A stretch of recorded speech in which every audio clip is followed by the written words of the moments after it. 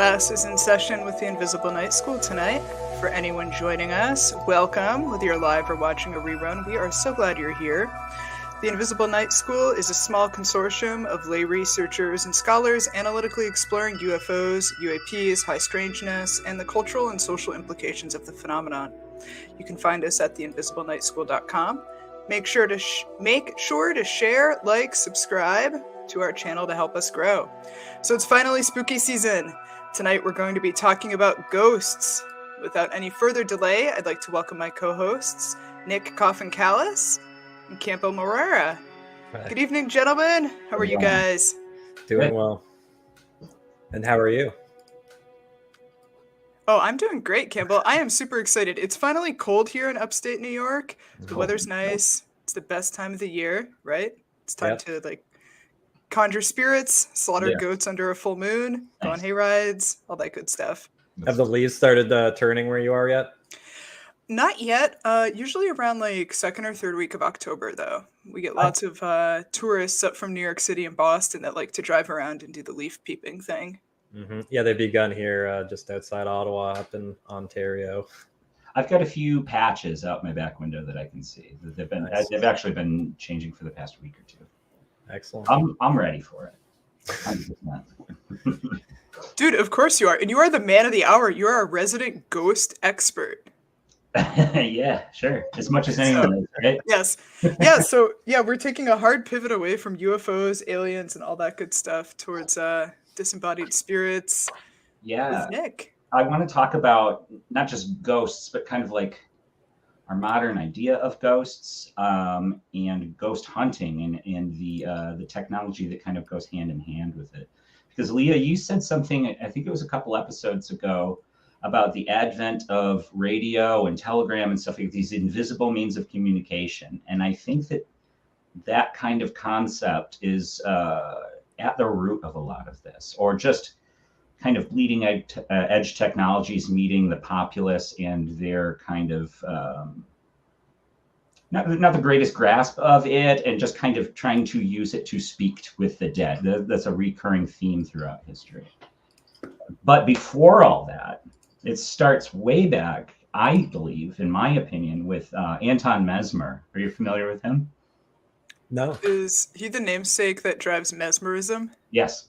Fantastic. That's all I know. We've exhausted my knowledge. So mesmerism, does come from him. Back in the 1760s, he was going to the University of Vienna, and he developed a theory that was highly borrowed from alchemy and astrology. To quote him, through the medium of subtle fluid which pervades the universe and associates all things together in a mutual intercourse and harmony, which sounds like the Force. But it also kind of conjures the ether, right? Which by the time the telegram was demonstrated and being used, that was kind of the preeminent and actual scientific thought that this is where like light and radio waves and electricity flowed through this kind of concept of a medium. I see that we describe consciousness kind of in this way now, or alternate dimensions. It's just this kind of other realm that's laid on top of us. So it sounds like this sort of like energy fields or grids that you hear New Agers talk about. So Mesmer believed this, and these are actually older ideas, like I said, borrowed from alchemy and astrology. But he also kind of incorporated healing forces with that he thought he could kind of harness with magnets. Originally just actual magnets, but then something he developed called animal magnetism, which I think is a term people use now. But what he meant, it was a kind of like a hand waving thing. You wave your hands over and you're influencing this field, this magnetic field, to heal. And in this process of doing these things, the patients in these demonstrations, they would lose control of their limbs and they would convulse and they would enter a trance state. And that's why Mesmer is important. Mesmerism kind of picked up and it was becoming popular. At the time, I think it was right around the same time, there was a man named Emanuel Swedenborg. Do you know who this is? The Swedenborg Church. Actually, back in another life when I used to do socialist organizing, I know one of the guys in the group that I ran in had been raised in the Swedenborg Church. Interesting. So, is my understanding of Swedenborgians is that it's essentially kind of a denomination of Christianity, right? It's similar in my okay. The distinction I noticed was kind of their concept of purgatory. Now, Emanuel Swedenborg, he claimed that he got a lot of insight and inspiration from spirits, though while he was alive, he claimed that they communicated through dreams with him. But after his death, Swedenborgism, whatever you would call it, that was becoming popular at the same time as mesmerism. And so Swedenborg's followers kind of took a cue from mesmerism and noticed that this mesmerized state that people were in, this trance state, could facilitate spirit communication. And that's kind of the impetus of spirit mediums. It was the blending of these two things. Because at this time in America, a lot of new religions were popping up in between now and like the middle of the 1800s. You had Mormonism and Adventism popping up right around the same time too. And of course, spiritualism. Spiritualism is commonly credited as being started by the Fox sisters. Are you guys familiar with the Fox sisters? No. Okay, so in Hyattville, New York, they lived in a farmhouse. It was later moved to Lilydale, but it burned down in 1955, unfortunately. But anyway, right, and this is like upstate Western New York, right? Yep. Right, sure. So there were mother, father, 2 kids. There was an older daughter too who lived away and was married, but there was 2 kids, Margaret and Katie. They were 15 and 12 respectively. They moved into this house in New York, and they were known for kind of playing pranks on their mom. They'd attach apples to strings and kind of drop them down the stairs to make footstep noises. And they would do this all the time, and then make banging on the walls and stuff like that in their house. Until one night, I believe it was March 31st, 1848, my notes say, the mother made them go to bed early. And there was all this snapping and popping and stuff. And they were sleeping up in the second floor of the attic of this cabin, this little shack. She goes up there and is looking around with a candle, trying to find the source of all this. And they're in bed, claiming to be communicating with a spirit named Mr. Splitfoot. And they would clap or snap their fingers, and then rapping, as it's described, would mimic it back. Now, this freaked out the mom completely. The dad, she ends up starting to kind of tell her neighbors about this, about how they're facilitating communication with the dead with a series of knocks, like yes, or once for yes, twice for no. So this is where the whole like trope of table rapping comes from. Yes. This is the origin of this. And I think it's interesting. And like we were saying earlier about that thing you said, I think just 5 years prior was the first like big public demonstrations of the telegram, which were Morse code was used for that. So a series of taps essentially was facilitating communication. So they get to this point where all the neighbors are starting to hear about it. Like, oh, these Fox daughters, they can communicate with the dead. Oh, I can talk to my loved ones this way. And word starts picking up like pretty quick. All the neighbors, everyone in the town, excuse me. The older sister, Leah, she hears about this. She's kind of fallen on hard times. I think she's a widow at this time. So she runs back and talks to the sisters and gets the scoop on this and realizes that they could monetize this essentially. They could set up a Patreon or an OnlyFans.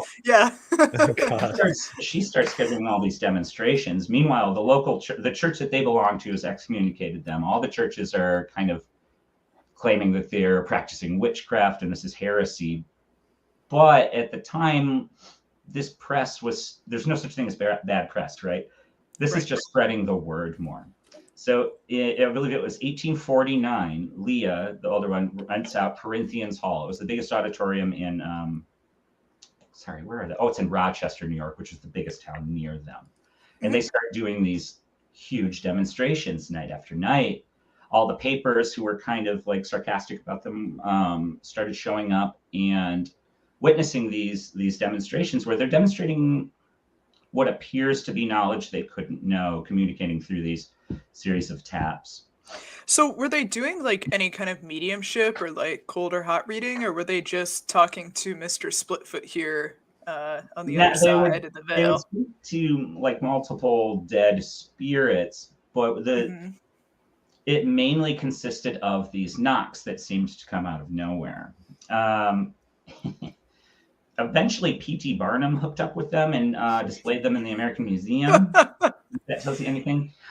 During these Corinthian Hall exhibits that went on night after night after night, there was groups of skeptics that were trying to come and kind of foil this. At one time, they lit a bunch of firecrackers, and the sound and the smoke freaked out everyone so much there was almost a riot, and cops had to come. So, skeptics being nefarious from the get-go. Yeah.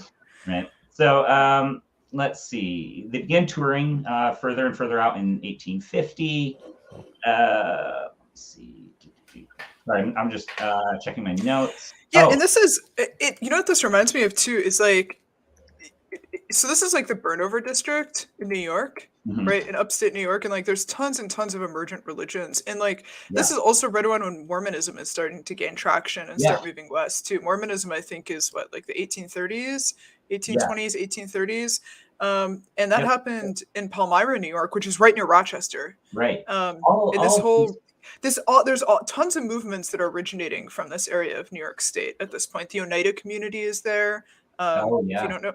Yeah, they're pretty cool. They're not really about ghosts. They're more about like silverware. Yeah. Oh, now they're about silverware. It used to be their whole thing was being a free love community. Oh, nice. That was what they were founded on, like in the 19th century. But now it's just known for like dishware and flatware and stuff. But yeah, like this is an area of the country that was really like driving a lot of this stuff. We have Mormonism, Fox Sisters, we have the Shakers. So. Anyway, continue. I don't want to interrupt. Well, the Fox Sisters are becoming bigger and bigger, and what's happening is copycat mediums start popping up all over the place. And eventually, these new mediums start using new tricks. They become physical mediums where they're producing apports. Apports are just any physical object that seems to kind of come from this ether or this other realm, like trumpets or ectoplasm, things like that. They're conducted in these seances. And are these seances largely like large group settings, like in these auditoriums, or are people doing these as like parlor tricks at like house parties and stuff? It's really weird since the popularity of the Fox Sisters and this concept of facilitating communication from the dead via a medium. This is like the beginning of the spiritualist religion. Well, it's not like structured hierarchically. And there's no like leaders in this movement. It is kind of just a religion based on the one tenet that the soul is immortal and there are methods in which to communicate with them. And so how are they monetizing this primarily? Is it through these sort of small group things? Yes, yeah, they're going and doing shows or at the museum where the people are paying Barnum to come see them essentially give readings. Oh wow. So so now more and more mediums are popping up, and they're kind of overshadowing the Fox Sisters at this point. They're kind of old news. In, I believe it was 1888, Margaret, the older of the two, was offered $1,500 by a newspaper to reveal the true story, which she accepted and explained that she was creating those knocking noises by like popping her knee joint and cracking her toes. I don't know if anyone can crack their knuckles consecutively, but it was essentially this. Now, Leah, their older sister manager, called her a liar. By this point, the sisters were alcoholics. They had lost their husbands. Katie, actually, in one of the auditoriums where Margaret was confessing all this, Katie stood up in public and said, yes, this is right. This is all bogus. But then there was kind of a backlash and they recanted it. But the spiritualist movement has moved on from the Fox Sisters at this point. I think they died a few years later. They didn't live very long. That was kind of the end of it. But meanwhile, in 1882, the Society for Psychical Research is founded in London. And 2 years later, an American chapter opens up. This is a meeting of preeminent scientists and thinkers of the time kind of formed these groups and decided, we want to investigate all these things. It did start off as an interest in speaking with the dead. That later kind of evolved into what we now know as ESP or things like that. But sorry, go ahead. I just think it's always I think it's interesting to talk about why or what would be catalyzing this interest in speaking with the dead. This is something that humans have wanted to do forever, right? Like Sure. Orfeo and Eurydice. Like we Mhm. have people descending into the underworld. We have Hamlet and ghosts, Macbeth. Like this is Mhm. stuff that's existed in Shakespeare as well. But like Right. this is also on the end of, I mean, in the United States, it's the Civil War. Yes. Um, Lots of and yeah, lots of death. And I would assume lots of interest or sort of a resurgence in interest in post-life communication. And I think Right. like Alexander Graham Bell, like his whole thing before the telephone was trying to create devices that could communicate with the dead, if I'm correct. I think that might be a rumor. I don't know about the Okay. accuracy of that, actually.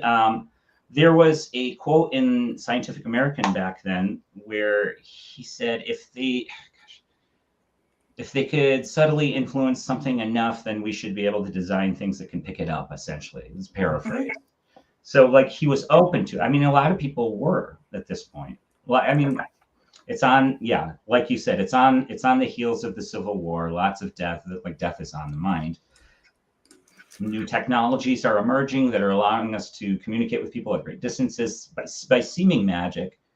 So yeah, it all kind of tracks, I would say, in kind of a loosey-goosey way. And it strikes me like with the UFO subject, there is a similarity there where it's reflected in a change in the cultural cosmology almost, because in the 20th century, you had this emergence of an awareness of all of the things we take for granted today in cosmology, the Big Bang, the expanding universe, even the idea that there are universes or galaxies that are independent of the Milky Way galaxy. Right. And then you've got this thing that you can refer to and say like, oh, maybe there's like, there's a sufficient grounds to think it's possible there are aliens out there coming to see us, right? Because there's so many planets. And then with the ghost stuff, it's almost like electromagnetism was coming in. That was a whole new realm. Right. And it's like it opens up the possibility. And so it makes so much sense that would be latched onto by people who have an interest in trying to actually achieve these kinds of things. Right. So now we're kind of in the era of seances and mediums and people investigating them and trying to bust them. Michael Faraday actually kind of incidentally discovered the ideomotor effect, trying to explain table tipping. What he did was he took cardboard and rubber cement on top of the table, and he looked at it first, and then after the kind of table wrapping movement, you could see that the cardboard moved because the adhesive on the rubber cement allowed for it to like move slightly. So you could tell that the people subconsciously were moving these tables around. There were other gimmicks, of course. I think people had hooks on their belt loops to make them raise and stuff. A lot of stage magic was used to perform these seances, and that's a lot of what the Society for Psychical Research did, both in the States and in England. Arthur Conan Doyle resigned from the SPR it was 1930. It was, what did he say? It was in protest as what he regarded as SPR's overly restrictive standards of proof, which I thought was interesting. The author of Sherlock Holmes. They were too skeptical. Yeah. Well, and he's infamous, Sir Arthur Conan Doyle, for the fairy thing, if you remember that. Yeah, and that's also kind of similar because it was a couple sisters who were swearing that they were interacting with fairies, and then Sir Arthur Conan Doyle bought into it, and that caused some issues for him as things became more clear. He got into a big feud with Houdini, who was famous for exposing mediums and psychics. Right. So we're moving out of the 1800s now. Actually, in 1891, there was a book called Revelations of a Spirit Medium that exposed a lot of these tricks, and it was anonymously authored. I have a copy of that. I should share it with you guys. I also want to touch on one other thing. In 1907, and I consider this man a ghost hunter kind of before it happened, is Duncan McDougall in 1907. I think you guys might know who this is. He's the guy who essentially thought that the soul was material. So he weighed people and animals as they were dying in an effort to kind of record the quantify. Yeah, that's where the soul 21 grams idea comes from. Now, the idea that the soul was a material thing that could be measured. Right. And like if you think in an abstract way, I mean, that's what ghost hunters are doing now. They were Right. trying to measure essentially the soul, or maybe the secular version of the soul, or whether it's energy or life force. But yeah, I think he was one of the earlier people to do that. That's where that 21 grams thing come from. Should be known though, as his experiments, I think it was only 6 people and like 5 cattle, I think, and only one resulted in a weight loss. It was that 21 grams. It was all over the place, never reproduced. But what's interesting, it's later in time when we get into Duke University and J.B. Rhine. J.B. Rhine went to go study with McDougall, that same McDougall, for a year. And that's kind of how the Duke University ESP labs were created. That's a little bit ahead of the time. We started getting people like Harry Price. He was kind of, there was another person, who was it? Elliot O'Donnell and Harry Price. These were kind of celebrity ghost hunters at the time. They investigated Borley Rectory, some haunting in England. Like when we're talking about ghost hunting and ghost stuff at this period, it feels like it also kind of bifurcates. You have people that are running these events like the Fox sisters or other mediums where they set up an event, they conjure a spirit, communicate, etc. But then there's also in my mind this other set of people who are investigating ghosts, right? Yes. Or going to particular locations that they think are haunted. Yes. When did we see that start to emerge as a behavior? Like actually going on site to go to like a hotel or a rectory or a house that's been reported as having hauntings. Turn of the century, so like early 1900s is when Elliot O'Donnell and Harry Price were doing it. And these were kind of the pioneers of this. Actually, Harry Price wrote a book really early, and he listed the contents of his ghost hunting kit. I'm going to read a couple of those things. Measuring tape, screw eyes, small electric bells and switches, flashlights. One thing I thought was really interesting. Let me a vessel of mercury to detect movement, which I thought was really interesting. And then how does he say it? They were essentially infrared filters for his camera to take pictures in near darkness, which is really interesting because that's a trope we see today. Despite the claims of the hauntings that any current paranormal team are investigating, they always do it at night in the dark, which I think is interesting because you're like limiting one of your senses while you're trying to be observant. So I think it's kind of a strange method, but I think that that's actually where that comes from. But just Harry Price turned out to be a believer. I believe he investigated D.D. Hume, who is another kind of spiritualist medium. He claimed the ability of precognition and levitation. A lot of people investigated him, and they said he would levitate and fly out a window and come in another.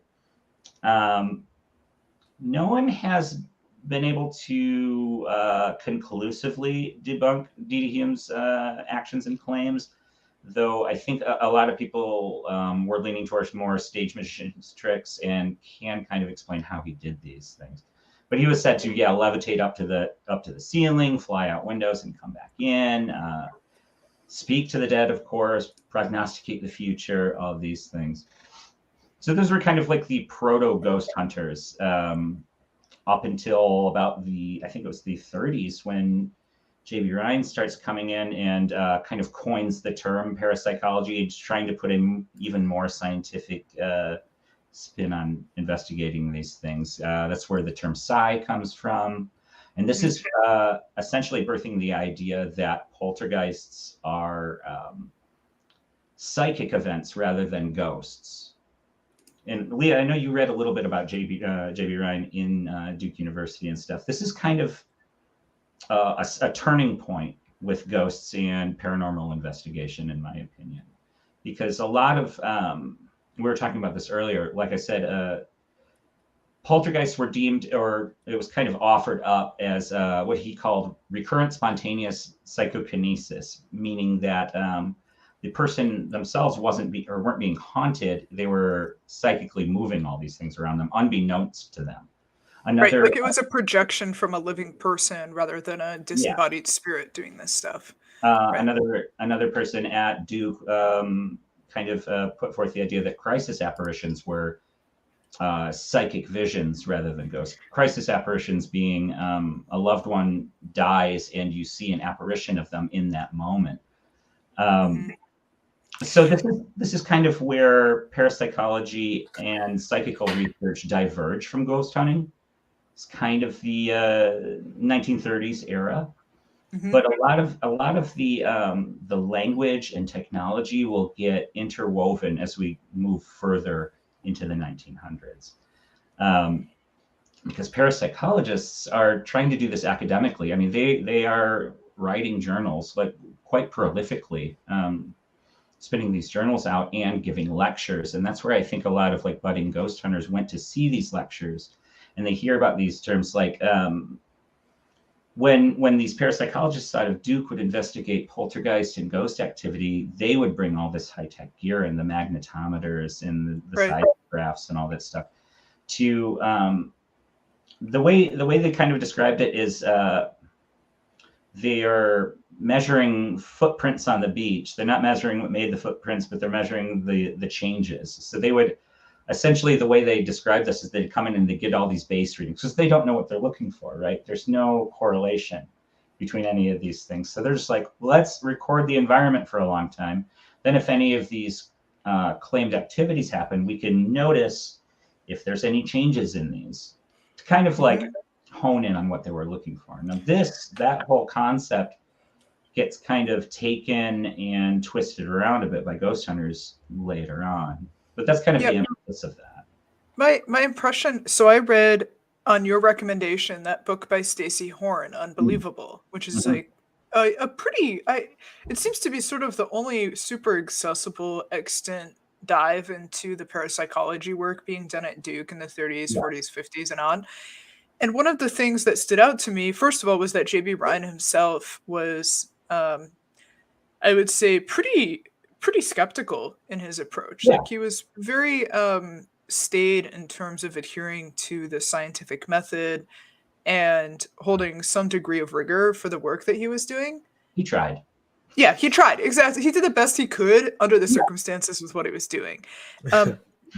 But the other thing too, and this is always, I mean, you've heard me harp on this before, but it also feels like this was like the major shift for ghost hunting by seeing how they were doing it at the parapsychology labs with like instrumentation and with measurement, like bringing what would be at least superficially conceived of as scientific rigor to this process. Yeah. So instead of it just happening in like at seances in someone's parlor, like there's some degree of instrumentation and measurement being introduced into the ghost hunting or exploratory experience. There was less strict versions of that going on during seances, but yes, this is trying to bring all this stuff into a lab. And like people, I think, would be familiar with what was going on in these labs if they remember the beginning of Ghostbusters, where Bill Murray's doing the psychic test with the Zener cards. Actually, I have some right here, where some of the experiments that were set up where people would be in other rooms and they'd have a set of 25 cards. You'll recognize these, I believe. Plus sign. I once went on a date with a guy at a brewery, and he brought a deck of Zener cards, and we played with them. I mean, we didn't go on any more dates, but I had a great time. You know, I don't think I was scoring particularly high, but I also probably had about 4 IPAs in me at that point. So, well, some of the stuff I've read out of the parapsychology journals is like, since there's 5 symbols and there's 25 cards, 25, like 1 in 5 is about chance. If you do significantly worse than that, they also consider that evidence of psi, and they call that psi missing. They're like, fascinating. You're so bad at this that there's you're extra bad. You're statistically significant. Like to being crappy at this. In their tests, they actually did produce some pretty good results with the Zener cards, though they have never been replicated. Yeah, that one guy was like the rock star Hubert Price, who I think went on to become a pastor. Like he was pretty consistently showing that he could predict at about a 30, I think it was like 38 to 40% accuracy, which is about twice as good as what you would expect at, So that's random to be, which is interesting, pretty but impressive. yeah, Up to and including like I just remember in that book by Stacey Horn, they were talking about how he was able to do this over a I think a few hundred feet. Like the person yeah. who was testing him would be located outside of the building where Mhm. Hubert was located, um, to Well, identify the cards. that is interesting. I know people have brought up kind of faults in the experiment and ways that like he could be reading kind of like the recorder's bias and stuff like that. And actually, in the beginning, the cards were somewhat translucent, so you could kind of see them. That's Okay. why they started doing them in other rooms or going outside of the building. Hmm. Also, around this is around the 60s, so it's kind of towards the end of it. There was a parapsychologist named Hans Holzer, who was Hmm.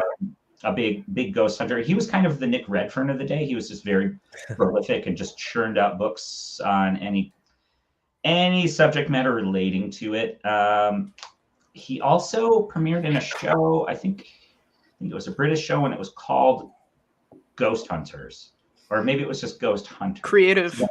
Yeah, so that kind of predated the Taps Ghost Hunters that came later on Sci-Fi. Yeah, and so so during this period, like where are people hearing about this stuff? Are they hearing about it in newspapers? I bet there's like radio shows going on with it as well. Radio shows, I'm assuming, trashy paperbacks in airports Mhm. is a good spot for those because they were churning out books this entire time. Yeah, like pulp books, Yes, yeah. I like mean, amazing stories type I've got stuff. a bunch of them over here. So there's that, and then In Search of came out in the 70s, and they Mhm. tackled ghosts quite a few times in parapsychology, and then we kind of start getting into the modern era. But before that, I want to go over what is it called? ITC, spirit communication methods, and kind of the broken technologies that people use now. We're all familiar with the spirit box, right? The kind of broken radio. Explain this to me like I'm 5 years old. I'm a It's a ghost noob. radio which the sweep function is broken to continuous, and it continuously scans the AM band, Okay. and then you ask Hey, questions. you want to do that again for our audience members at home, Nick? It sounds just like that. Look it up. But it's really just scanning every channel on the AM band, and Okay. you ask questions to the air, and you hear what you want of that thing. It's It's application. like a Ouija board, but for the radio. Yes. Yeah, In it's a way. playing an album backwards. Yeah, But- yeah, exactly. So before that, the kind of predecessor of that was called the Spiricom. It was designed in around 1980. There was multiple versions of this. It was an overly complicated radio that would take radio waves and generate them into 13 tones. And the creator, William O'Neill, there are several recordings of him operating this and communicating with a real dead doctor named Dr. Mueller. And it's this kind of like auto-tuned sounding voice. But in every video you see, he's got his back turned. There's only, I think, 6 or 7 videos of this where he's having this conversation. And one thing you'll notice about it, aside from him, hiding behind his back, is that he and Dr. Mueller's voices never overlap. And it also turned out that he was a semi-professional ventriloquist. Okay. Convenient. But I mean, that did kind of spur off the Frank's box or the spirit box, which I described later, which is used in TV shows today, among other things. And another big one is EVP. When did that start kicking off? 1941, I think, is the first recorded. There's a photographer named Attila von Zale. I'm not sure how to pronounce that. That was originally trying to record them on 78 records, but they switched to reel, and reel is when it started kicking off. There was also a Swedish painter who was recording bird songs and thought he heard a dead loved one. And that's been going on since then. There have been EVP foundations and groups formed and started and disbanded, and new groups, much like UFO groups too. That's a big one, and that's another process that's used to this day. And it's also another thing that could be explained by apophenia, essentially pareidolia, audio pareidolia. you're making patterns out of randomness. Right. And this goes back so far, probably back to the point when humans sort of gained this, what we call consciousness, right? Because for most of human history, it was things as simple as the direction that the birds were flying would be interpreted through a, you know, a spiritual or religious lens. And it made me think, when you mentioned the radio thing, like J.R.R. Tolkien, the Ents in Lord of the Rings, they make their voices very deep in the movies. But in the books, they are very, very high pitched. And that's because it is the sound of what in the Middle Ages were called talking trees, trees that would rub together in the wind and they'd make squeaking sounds. And, you know, there's a bunch of those in the forest at my farm, and they do produce intonations that sometimes sound like someone's voice or something. And so it's no surprise to me. But there's this really long trend, and now there's this emerging technology, and people are hearing humanity within that technology in the same way that they've interpreted consciousness within these external things, like from the beginning of time. Right. Yeah, we've always been trying to do this. I mean, we also do it for divinatory purposes. Yeah. Think about reading tea leaves or entrails, trying to find patterns in different things and use that to sort of either predict the future or gain insight into something that's occurring in our lives. Like, this is such a deeply human thing to do, to look for these kinds of patterns and communications. And to what extent is it really the foundation of everything we have around us? Because the knowledge of seeing the patterns in the skies led to, at least in part, the structured development of agriculture, which enabled the surplus of food and things like that. And so there actually are these patterns that we find. And so That's it's so not cool. Yeah, it's wild. I always wondered if that, like, our proclivity towards patterns is kind of what was the genesis of both language and music too. So those are just auditory patterns that we've kind of created. It's fascinating. Right. So anyway, we're in about the 70s, 80s period. This is about the time that Dr. Persinger started his work with the with EMF and the God helmet and stuff. And Campbell, you said you've read a little bit of that lately. Can you kind of give a summary of that? Yes, yeah. Dr. Persinger, he was a doctor of psychology at University of Sudbury in Northern Ontario, and he was Canadian American. And he became quite interested in electrical fields and how those fields may influence human perception, subjective experience, and things like that. He produced a substantial body of peer-reviewed published papers that indicated that there was a strong link there that had some substance. However, there has been a substantial, significant issue in replicating those studies. Up to today, there's only one published study that claims a successful replication in 2015. And that though the journal is peer-reviewed, it is produced by a incorporated company that is involved in monetizing something related to consciousness. So there's some kind of like slight question there. The most comprehensive study back in 2004, I believe, was published in Nature. And though it was not exact to Dr. Persinger's original designs, it was unable to replicate any of the effects. And they suggested that suggestibility was probably the biggest factor in his results, which I guess I have not yet described. Yeah. Do you want to describe the like kind of what the whole God helmet thing was, Nick? Yeah, it was essentially trying to induce the experiences of a haunting with electromagnetic fields in people, right? Like feeling a presence in the room or even visual hallucinations was kind of the objective of this. Now, that concept was popular in the parapsychology realm. And then around that time, you start seeing another parapsychologist figure show up on TV shows like Sightings, Unsolved Mysteries, and things like that, named Dr. William Roll. He investigated the Columbus poltergeist a lot, kind of against James Randi, and I think there's the Seaford poltergeist, a couple of big name poltergeist cases. But he starts getting kind of dragged into these TV shows where he's coming in and he's doing that parapsychological method where he is getting baseline readings, specifically looking for EMF and seismograph readings, temperature readings, barometer, all these kinds of things. But since this is the mid 80s by this point, these producers of these TV shows have seen Poltergeist in 1982 and Ghostbusters in 1984, both of which feature paranormal investigators waving technology around like tricorders from Star Trek. They take that kind of visual aesthetic and push it hard. So Dr. Roll's coming in to investigate like the Queen Mary and all these hauntings on these TV shows. He's bringing in all of his equipment because it looks great.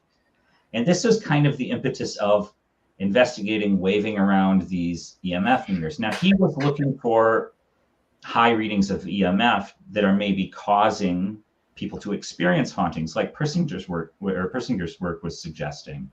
Now, however, that didn't really translate to the audiences very well at the time. They're thinking more he's reading for these ghost signatures or psychotronic energy, I think is what they call it in Poltergeist. That's what they're picking up. Or I think they just called it PK, like psychokinesis, kind of like Duke in Ghostbusters.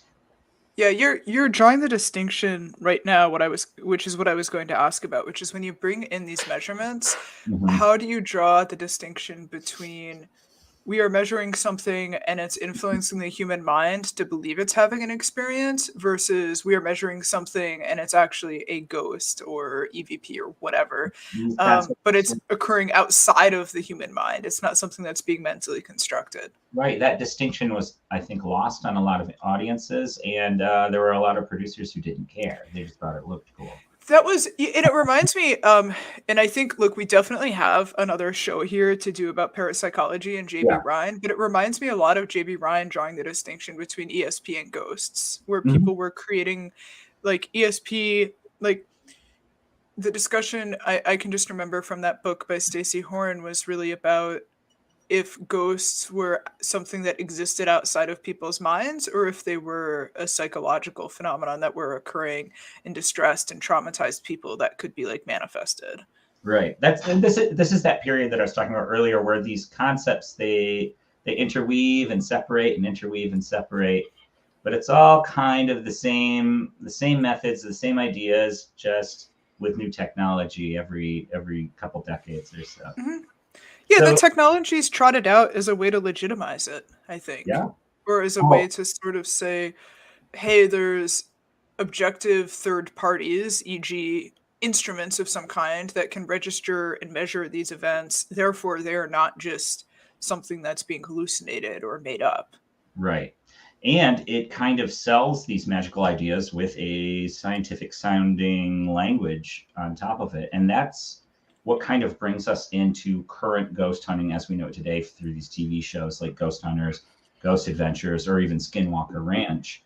A lot of technology is used and a lot of sciencey language is used, though the correlations are never demonstrated, and the evidence that they collect at the end of all of these shows, and this has been going on, for decades, it's all ambiguous. It's all, but what if? So you watch the next episode, right? All ambiguous things using broken technology or technology outside of its intended purpose, recording anomalous readings. You don't even know if you're using these, especially these EMF meters. You're not supposed to move them around. And maybe the K2, the really cheap one, you can wave that around. It's one axis, but you're not supposed to. So when you got a bunch of cameras, right, because if you're moving them around, you're actually moving them through different waves and patterns, right? Instead of capturing the movement of the waves around the device. Right, but these things all collect data, and data is evidence. Right. And data confers proof and scientific validity. Sure, without any kind of causal link being demonstrated. So you basically have broken technology, ambiguous answers, and it still could be turning next week. So that's kind of where we are now. And I noticed that it's I don't personally watch Skinwalker Ranch, but I've seen a lot of clips, and they seem to be employing both the same technology and the same kind of gimmicks that you see in these TV shows. Night vision, sounds off camera, saying, what was that? And then, wiggy readings on your whatever meter at the end, never establishing how this is any kind of like useful data or specifically evidence of anything. You know what I mean? But that's where we Yeah. are now, and then I think that that's where it's going to continue. People have obviously incorporated new forms of strange technology. There's the kind of like motion capture cameras that you have on Xbox Connects that a lot of ghost hunters are using now.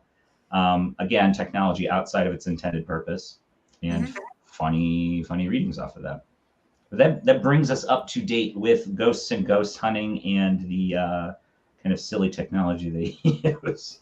What's the ghost hunter perception of including human instruments in this space now? So like having mediums involved in ghost hunting, is that sort of passe at this point when we have electronics? There's different camps. The self-proclaimed scientific ghost hunters of the day, these are the TAPS folks, 20 years ago or so, excluded mediums and dowsing rods and these kinds of things because they weren't scientific. Not that what they were doing was, but from what I've seen, I think mediums are kind of making a comeback now. In the 80s, it was fine to use a medium, and they would actually often have the mediums and the team with the gadgets do separate investigations and then kind of match them up as if they could corroborate each other. That's kind of cool. But a lot of the mediums would go in there doing hot readings. They would look up these properties and previous deaths on the property. Can you imagine that? I mean, name a spot in America where someone hasn't died. And I'm gonna say I'm gonna bring up a hot button political thing, which is I also am super. Now that I'm just thinking about it, and I'm totally spitballing here, I'm about to say things I'm not even sure I agree with. They're just going to come out of my brain.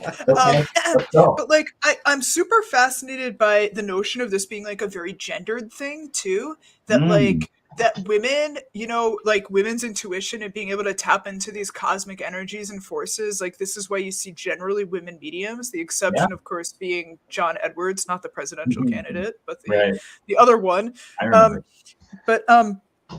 But then when you sort of see this like masculinization, I guess, I don't know what else to say, about ghost hunting when they come in with instruments, because then it's logical and rational and reasonable, and it takes the sort of emotional charge or punch out of the pursuit of talking to the dead.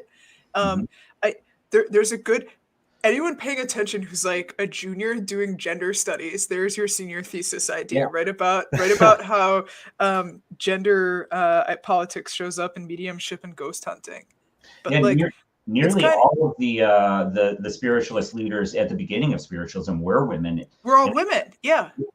And you see these hard thinking logical plumbers come in here, and they're suddenly excluding these mediums, which are still, even today, I think, like you said, most typically women.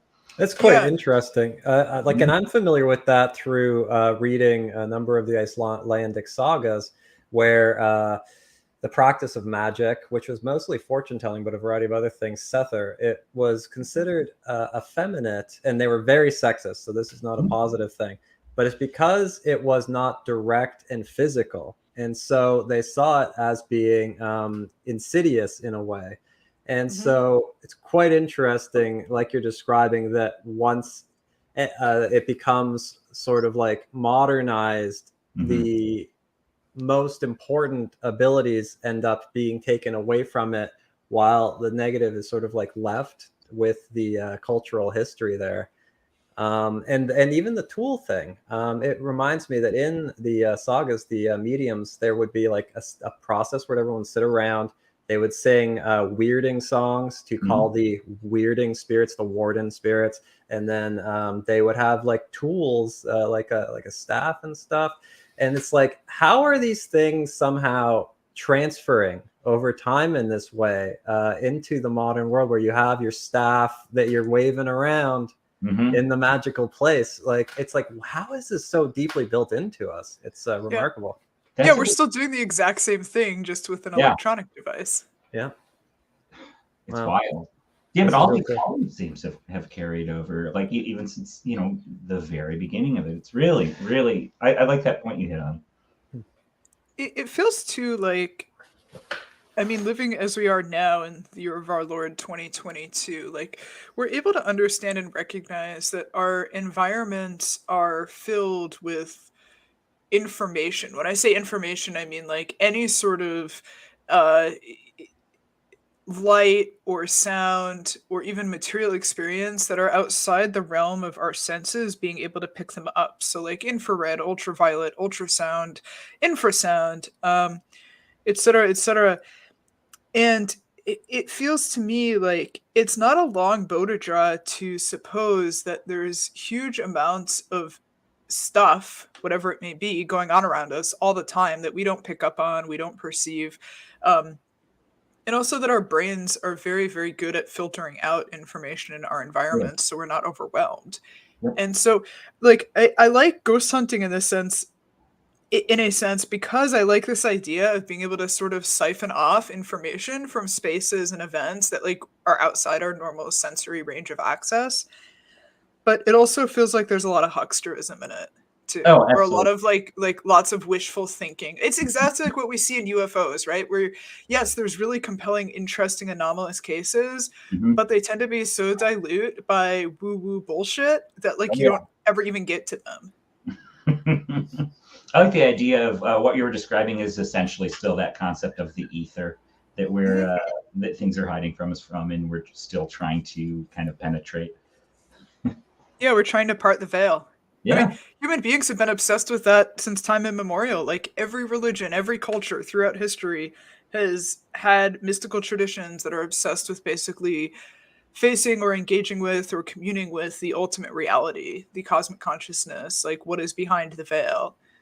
Um, I want to call out a comment here from Brooke and Strieber. So this is Whitley's beloved dearly departed wife, said that mhm. after communion, most of the letters that people wrote mentioned seeing aliens and the dead together on ships. Interesting. It's really interesting. There are a lot of parallels between like mediumship and like the contact D movement, like we were talking about last episode. This channeling of beings from outside our realm to give us, knowledge and messages, but it all ends up being things we already know. Like really obvious things. But it's still that like that communicating over some impenetrable distance, kind of like these contactees channeling.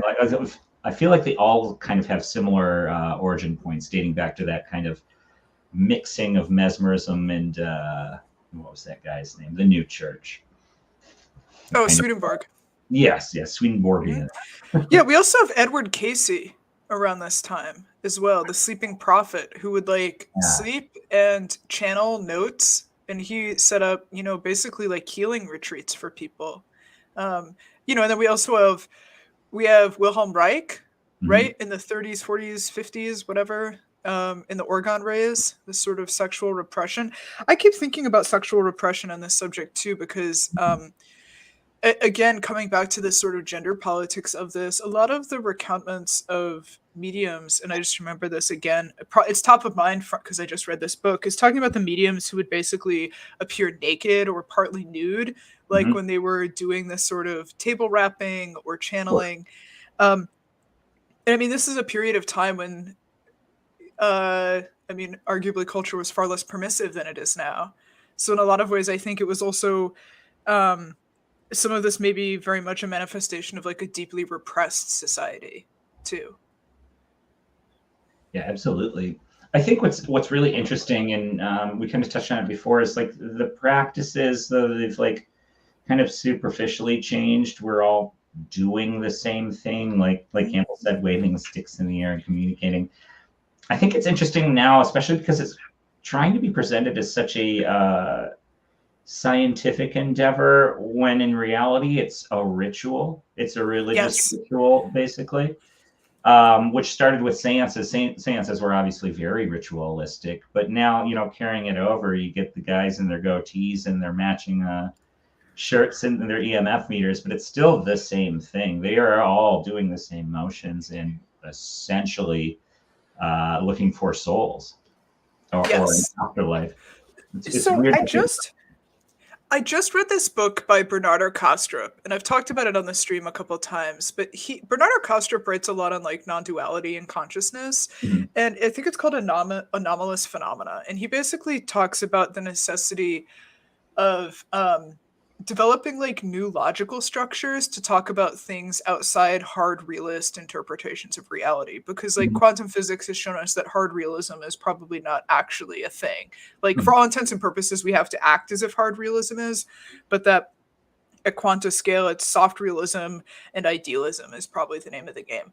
But one of the things he talks about very briefly in this book is that when you go to basically any other traditional culture, so like anything that's not like Western scientific empiricism, there is not a distinction drawn between these kind of imaginal or metaphorical or symbolic encounters that people have and reality. Like that if you talk to, if you talk to like a shaman on the steppes in Central Asia, their response will be like, these are the same things. Like the ritual to talk to a ghost is the same as if you and I were talking. It's just in sort of it's in an imaginal space rather than a material or literal or physical space. And I wonder too, just how much of this kind of contemporary ghost hunting behavior of waving around instruments and trying to take measurements and reconcile these experiences against like what we would consider scientific standards of evidence, if it's basically like ultimately like a fool's errand because it exists so outside that paradigm. Like you can't reconcile it with that sort of interpretation or framework or validation. That's an interesting question. You're bringing to mind some things that I've looked at in relation to modern physics. And also we've talked about Karl Popper a little bit before, and how he talks about, there's observation, and then there's interpretation, and then there's argument. And he talks about how argument about interpretation of the observations is as important as making the observations themselves. And there's such a long history of things being sort of like the baby being thrown out with the bathwater, especially in the earth sciences and the natural, the physical sciences. So like seeing, I've talked about this before, but seeing a meteor like go across the sky, you would talk, if you talk to people out in the countryside, they'd say like, I saw an angel. And then either you're left to say there was nothing, or, it was something, because there was no known plausible mechanism to produce the observation. Sure. And now in modern quantum physics, there's, the original Copenhagen interpretation was we don't make an interpretation, we just do the math. And that has sort of been lost along the wayside, and with this sort of like taking on of the interpretation of those observations. And I'm so fascinated by the Broglie-Bohm theory in relation to quantum physics, because you have macro scale experiments that you can produce that are these oil baths with little droplets of water bouncing on top of a vibrating oil surface. And you can produce the identical statistical effects that in quantum physics are claimed to be produced by these sort of like conceptual imaginary effects. And so there is a plausible, sufficient, purely mechanistic explanation available. It is simply not the primary cosmology we currently subscribe to. And it does make me wonder, it's like, with these things so built into humans, like is how many of our paradigms that we currently subscribe to maybe will change over time based not even on new observations, but simply on interpretations of observations that were taken for granted. Right. Wasn't I always think of like the Ptolemaic, I think, solar system was the glass spheres. You're familiar with this idea, and how it like made predictions really well up into a certain point. I think it had to do with Mars in retrograde, right? Okay. And just like, it seemed so good and it almost fit every aspect, but then turned out to just be completely wrong. Yeah. Well, in Newtonian physics, they don't work. Oh yeah, Newtonian physics doesn't work at the quantum level. Right. Well, and that's what our modern cosmology is that each time we make an observation that's inconsistent with our expectations, we introduce a new dark something to fill in the gap. Right. And it's like just mind-blowing to me, but it's like, oh, the stars aren't going at the rate that Newton said they would on the outside of the galaxy. And it's like, oh, well, that's dark matter. And it's like, well, and whatever you see is the dark matter. And it probably is dark matter. I'm not disagreeing with dark matter, but that's the interpretation of an observation, not just the observation. It's like they say in data science and AI, all models are bad, but some models are useful. That's very similar to what President Eisenhower, he says, all planning is essential, plans are useless. Yes. Yeah. Yeah, oh, and by the way, the Kastrup book is Meaning and Absurdity, What Bizarre Phenomena Can Tell Us Yeah, About the Nature of Reality. That's I've been meaning to the read that title. for a while. You've brought that up multiple Yeah, times. it's totally worth reading. It's a little dense, but I would say it feels to me like a more and I do have a soft spot for valet, but it feels to me like a much more intellectually sophisticated view uh of valet, like if it were developed a bit further, like with the rigors of sort of someone who studies consciousness and cognitive science. Mhm. Totally worth reading.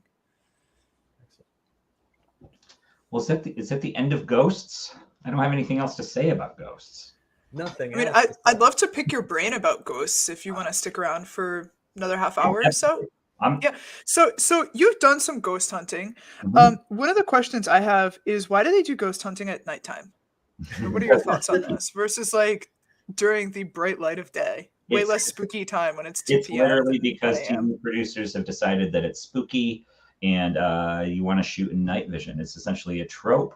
Um, I can kind of there's it's the second episode of the first season of Sightings. I've actually referenced it a couple times. So we have the ghost Rain Man here on the show tonight, ladies and gentlemen. It's only because I just rewatched this episode. You have William Roll and a psychic and a couple other, I think, parapsychologists all investigating a haunting.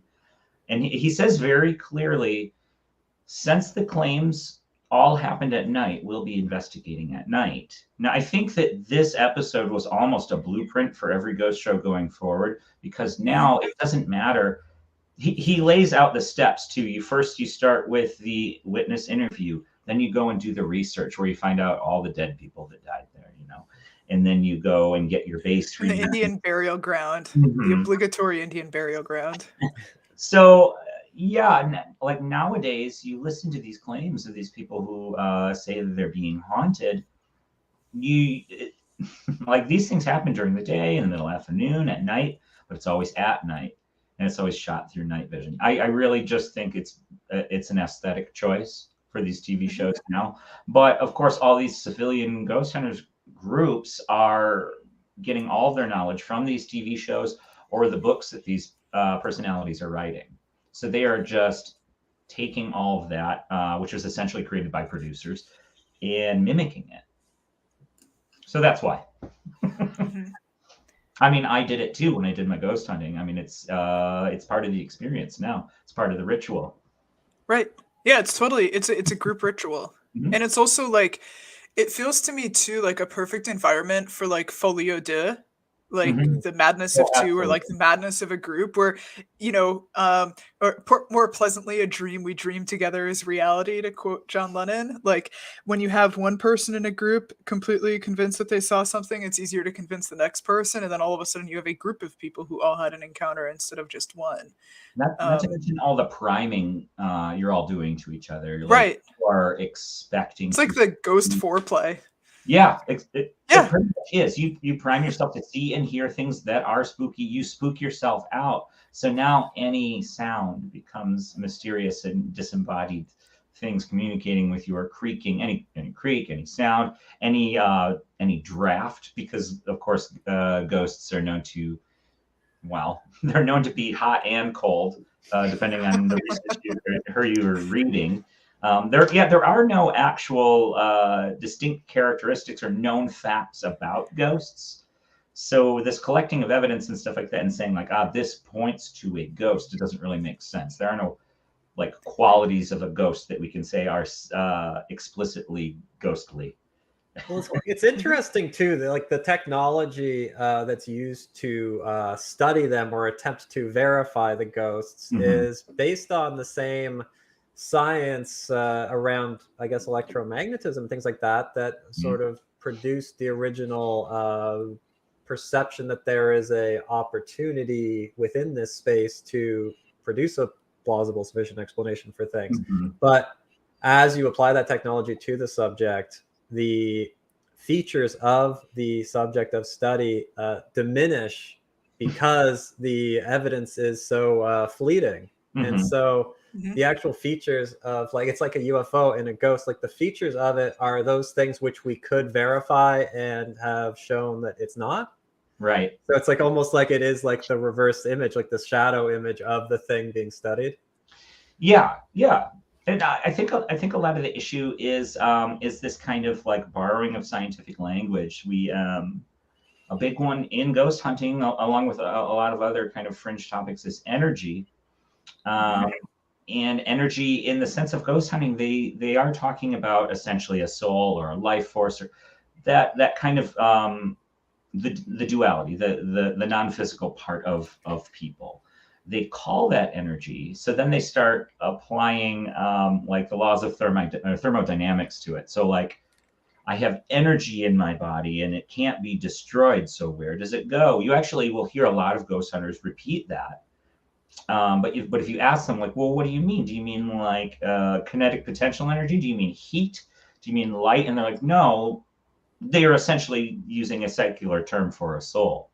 But it all gets muddied when you're trying to bring this scientific language and set it on top of these rituals. Well, and I mean, one of the other things I wanted to ask you about is like, what's the general consensus of what a ghost actually is? So Mhm. I haven't gotten into ghost subculture yet. I've Mhm. been a little busy with a little foray through the Sasquatch and Bigfoot world lately.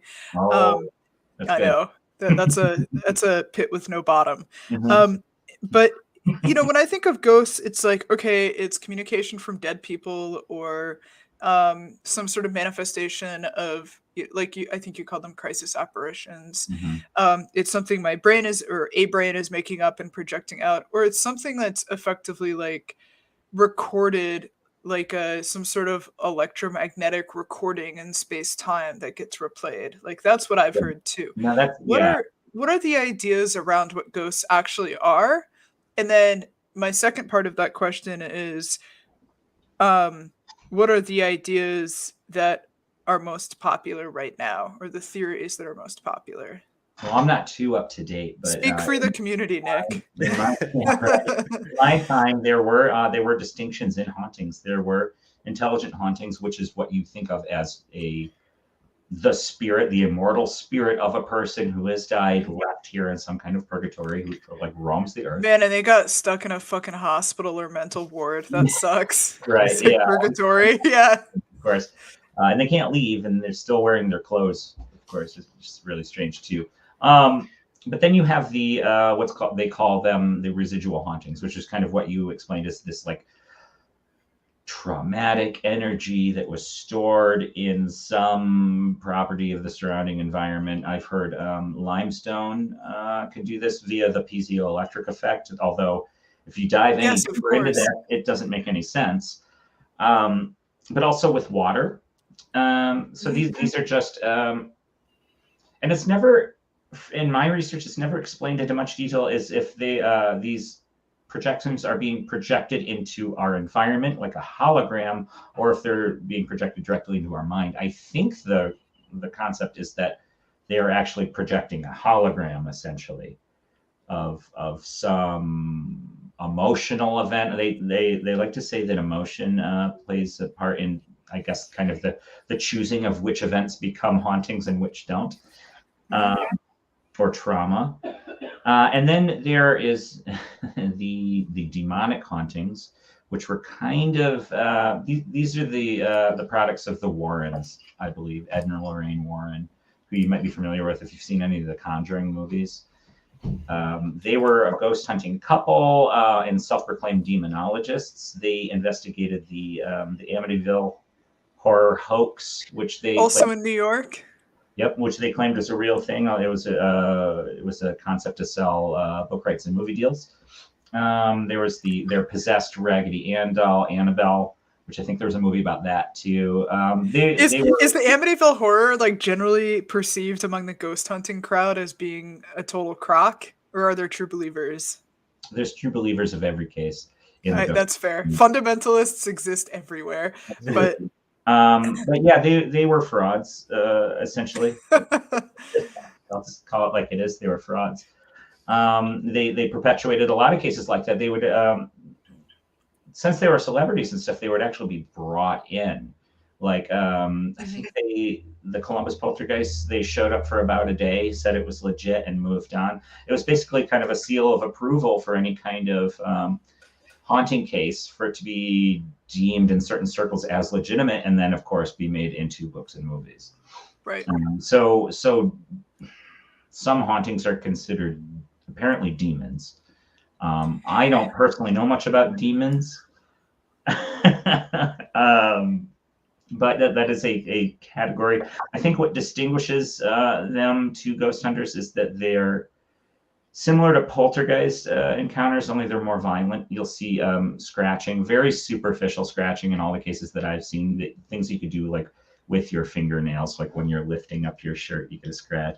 That kind of thing. You'll see a lot of that take place on Ghost Adventures. But those are the haunting classifications that I'm aware of.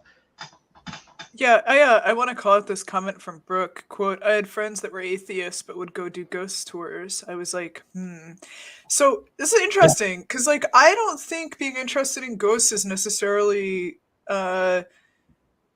oppositional to believing in God or not believing in God, right? Like especially when you're talking about this sort of scientific approach to the subject, like it sort of disintermediates the need to believe in like a higher power of any kind. You could just be saying like, okay, like even if there's not a material human being anymore, there may still be some sort of energetic response or echo of them. Sure, there's still questions to like the kind of duality and stuff like that. Or, I mean, you could take it from the approach of the parapsychologists from during the 1900s, where these things that we're perceiving as ghosts are really just manifestations of latent psychic abilities that everyone has, which I like that. That sounds cool. I don't believe it, but it's you appreciate the aesthetics of this idea. Yeah. I wouldn't mind more testing in that, actually. I think it seems cool. Yeah, I think it's totally something worth continued exploration, even if and I had like a little tweet thread about this when I was digging into the Rhine laboratory and the issues with the experiments. Like, look, even if there are experimental issues with what was going on at that parapsychology lab, I kind of love that humans are so obsessed with this idea. Like, I like this idea that we dedicate research funding to it, that we dive into it, because it's something that clearly preoccupies humans through all cultures, through all ages. And I like this idea that it's something that we want to bring into rigorous intellectual and academic study. Sure. It's a very deeply human thing to me to want to understand and know this. The controls a little bit on it next time we do it, and it's just kind of see where it goes. Well, it's interesting too, because what is Wi-Fi technology if not essentially what they perceived, except for externally controlled, right? And then Elon Musk is developing a mechanism that is installed into the brain, and then if you can physically move objects in your room through your thoughts over a Wi-Fi network, which is electromagnetic energy.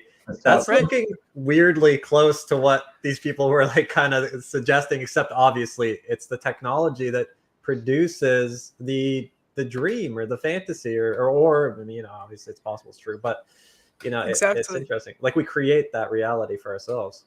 Yeah, that makes me think we see these emergent technologies and then people using them kind of to try to communicate with the dead. I'm surprised there wasn't like an internet take on that, like speaking to ghosts through the internet. I haven't really seen much of that. There were a number of cases where trying to find EVP and dial-up modem noises. Right. There were a number of cases of people whose cell phones texted people after they died. Right. So that was kind of riding that wave, but those were kind of few and far between. And then I never saw kind of like the internet age of mediumship, unfortunately. You know, I'm kind of surprised there hasn't been two. So it reminds me. So rather be squidding. Yeah. He has a video from a couple months ago on his channel about using your cell phone camera to detect radiation, because your camera can pick up like signal outside the visible light spectrum. Like there's apps you can download to basically pick up like neutrinos and stuff. Super cool. And it does surprise me that there's not appropriation of cell phones and similar technologies for that same kind of purpose, because it feels like, given that we're all carrying around like little super sensing supercomputers in our pockets all the time, it seems like a very natural sort of blending of that technology. Maybe I just don't know my ghost apps very well.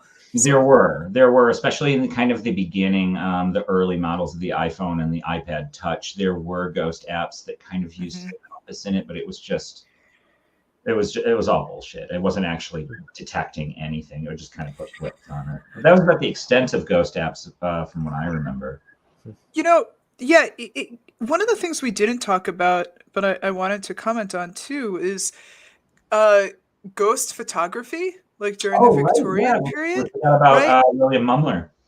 Yeah, and just that, like, this was a practice, like, that people, and again, here we see this emergent technology that's being appropriated to serve this sort of spiritualist slash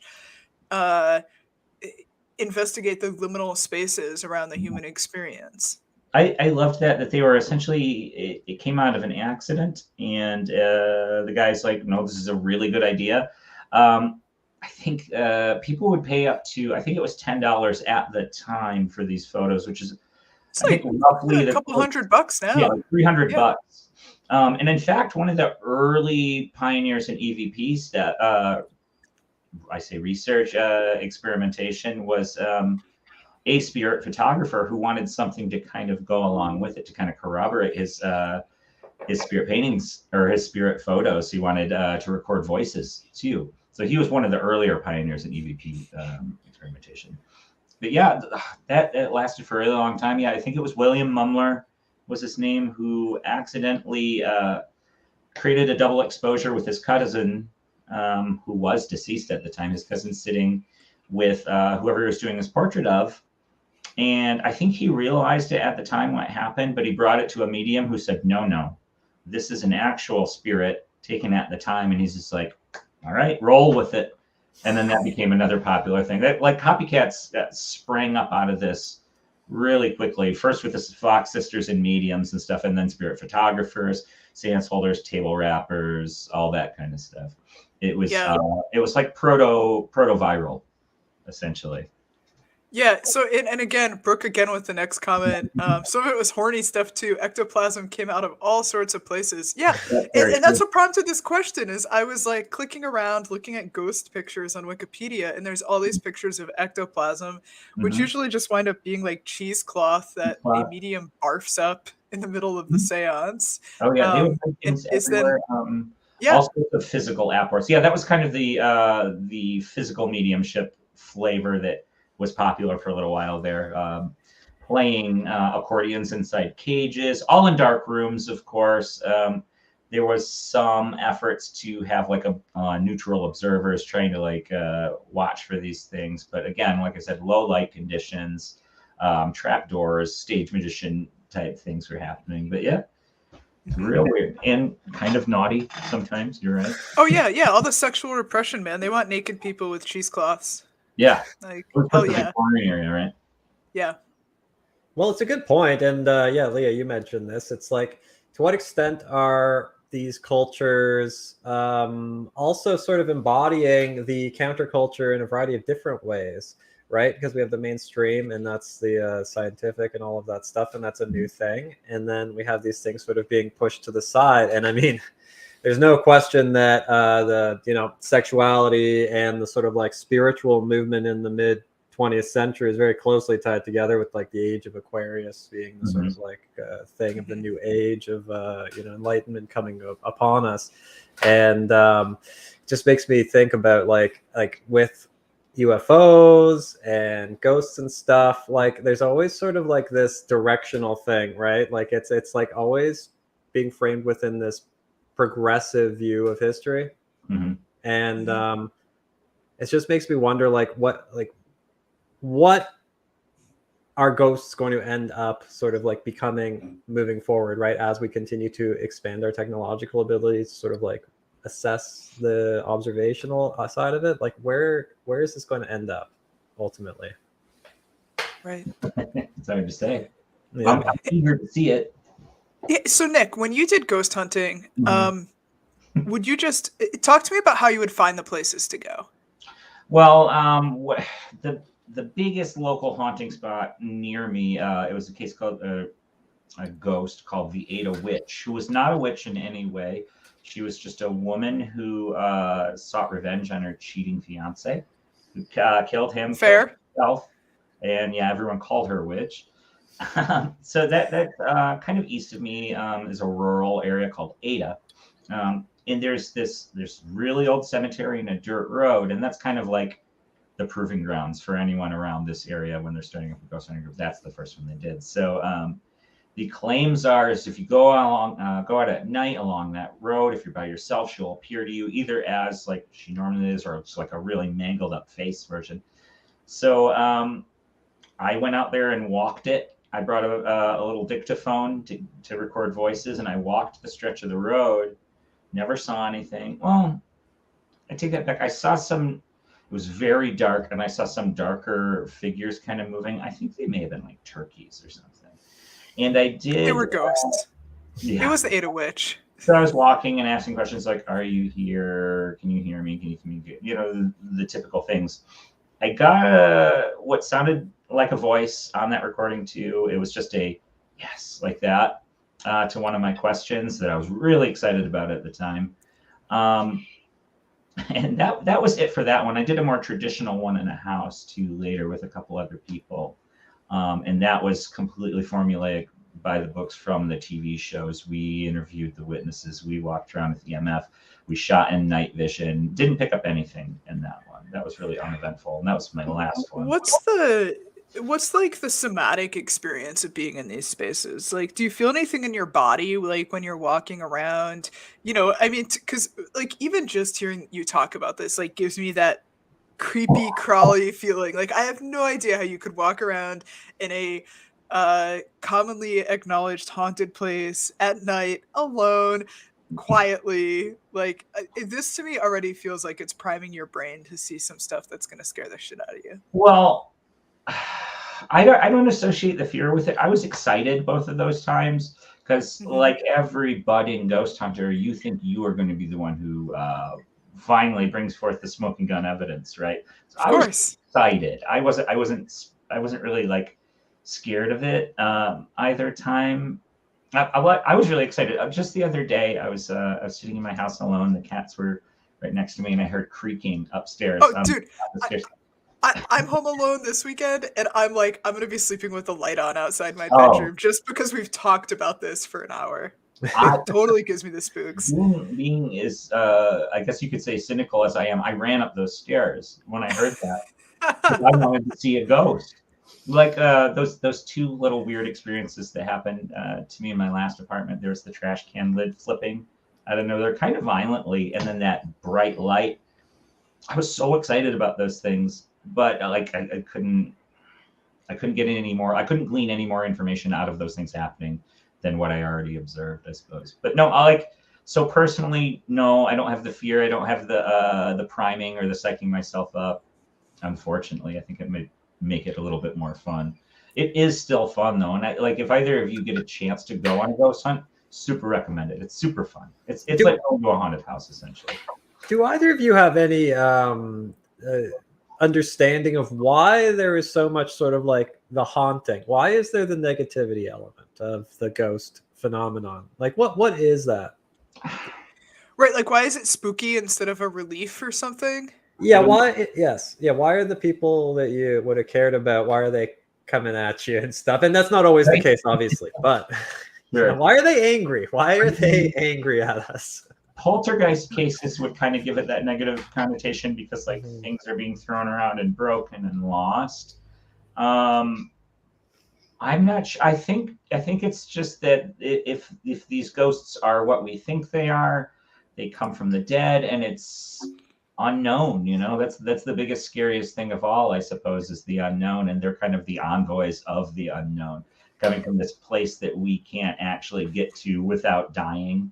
You know, so maybe that's wrapped up in a little bit. I don't know, personally. I've never thought ghosts were scary. Right. Yeah, it's almost, to me, it feels like the ultimate ontological shock. Like, I know that the term gets thrown around a lot, but it completely flies in the face of this sort of construction of material reality that we have. Is that why? Because when I'm trying to dig deep into my feelings right now and think about, okay, like what actually does make something like this seem very scary or spooky to me? And I think it's this notion that it would break every conception I had about reality, which in turn would make me Sure. think this is not something I could escape from. Like this is something that, you know, are faced with possibly permanently in some sense. Yeah. Um, I mean, I think like culturally, we're kind of told and trained that ghosts are scary through movies and things like that. So I mean, like, that probably does play a big role in it. and it's something totally uncontrollable. Mhm. Like this, whether the experience or like getting a handle on it. Like even like I can remember being really scared by like poltergeist stories when I was a kid, because like this notion that you could just be in your environment and stuff would start flying around or fall off the walls or whatever. Like it's completely out of your control, and all of a sudden you're trapped in this environment with an energy or force, God knows what it's up to, but you don't have any sway over it whatsoever. Sure. That makes sense. And it's like, so in history, like there's the UFO, and then there's like the fairies and the ghosts and all of that. And like there was a time when all of these things were actually one thing, which was like, you know, the will of the wisp, you know, which was a luminous entity of some kind that you would see potentially in the forest. And then it was meant to guide you astray away from your path. You follow it, and then you end up dying in the swamp or whatever. And it's just making me think, it's like, because then they originally were kind of like this central entity, and then science started to sort of like fragment it, and then we ended up having kind of these separate things, which like the ghosts and the UFOs and stuff. Right. And then even today at Brown Mountain in the States, it's studied, and then some people say they saw UFO, some people say they saw a ghost, some people say they saw a ball of lightning. And so then you've got kind of like a reintegration of these things as they're more like closely observed with modern, like kind of like trying to figure out like it's almost like the cultural conversation has caused these things that were separated to come back together. Is sort of Sure. I mean, we're all just kind of blindly labeling all these like spooky and weird experiences, whether it's ghosts or UFOs or anything like that. These are anomalies that we're experiencing, or potentially anomalies, and we're just doing we're applying that thunder is God bowling kind of theory to it. You know, they're all, I mean, essentially arguments from ignorance. Right. And like in Christianity, especially in the Garden of Eden, you know, it's like if you eat the apple, it's the tree of knowledge, right? And so it's like when you actually start like looking out at the world is when God throws you out of the garden. And then you have this idea that the you know, the fairy or whatever was this thing that would like guide you off of the path. And I'm just thinking about this, where it's like there are periods where it's like encouraged to look at the anomalous, and then there are periods when it's like forbidden. And then it's like, what happens? Like, where are we now? It's almost like such a blending with the way that society is right now, where it's like everything is permissible almost. That's good. I like that. It's my philosophy degree coming out, I guess. Nice. No, I like that. That was good. Excellent. Well, gentlemen, we're at the bottom of the hour. Cool. Nick, this was great. Campbell, awesome contributions. What do you guys have next, or what's going on? I've got a show. I've got the second episode of Invisible Residents at 9 p.m. on Tuesday with Matthew Riot. We're going to be talking about some weird stories. I don't know what we're talking about yet. I think I'm talking about a very strange and mysterious catfisher by the name of Lash. I don't know what Matt's going to internet catfisher? No, kind of an in-person one. Kind of he studied the arts of the pickup, among other things. Definitely tune in and watch that. It's a really weird story, and it's not completely resolved yet, but there's a lot of weird tangents that goes on, and it does slightly tie into aliens, so that's always worthwhile, right? Reptilians, in fact. Perfect. Too many spoilers, but I've got that going on, and that's about it. And that's Tuesday night, 9 p.m. Mm-hmm. Great. What about you, Campbell? Well, I've been busy wrapping things up outdoors, so I have been stepped away a little bit from the UFO stuff, but I've just been continuing to work on my website, cleaning it up. I just reread it over and over and just refine it and refine it. So that's basically been what I've been doing in this sphere. UAPstudy.com, right? Yes, thank you for mentioning it. I forgot to even Really say it. great site. You know, last Thanks, weekend I thank you. actually went through and finally read it like top to bottom. Like Mhm. I'd skimmed it previously and finally read it. And dude, I want to say huge props. It's a really great resource. Really well Absolutely. cited, really rigorous, well written, well constructed. I was very, very impressed. It also prompted me to subscribe to Smithsonian Magazine because I think there were a couple articles that you linked there, and I was yeah. like, oh, this is really great. Yes, Um, thank you. Yeah. Everyone in the chat right now should check out that blog, or at least bookmark it and read it later, because yeah, it's uapstudy.com. it's Yeah, awesome. it's really good. Thanks, guys. Yeah, so I mean, my updates on my end, we have Luis Caetano. He was our guest last week. He's sort of an off and on again member here of Invisible Night School. He wrote on consciousness and the role in the UFO and alien mythos. That article is posted on theinvisiblenightschool.com right now. Got it posted early last week. Definitely give it a read. We're going to continue doing these live streams, hopefully Saturday nights. Maybe we'll find another time, but Saturday nights seem to be good. I like that. Yeah, and you know, we'll drop in on Nick's new show Tuesday, and maybe throw in some Twitter Spaces in the future. Oh yeah, So we thank haven't you done so that much. in a while. I know we haven't. I know I've been on like in retreat mode and haven't Oh, been yeah. around. Coward. Also, yeah, everyone pray that I get a job or a client soon so I can unlock my Twitter account and get back to being publicly weird instead of privately weird. All right. Thanks, guys. Appreciate it as always. Have a nice night. And thanks so much for everyone tuning in. Cheers. See you, everyone. Cheers.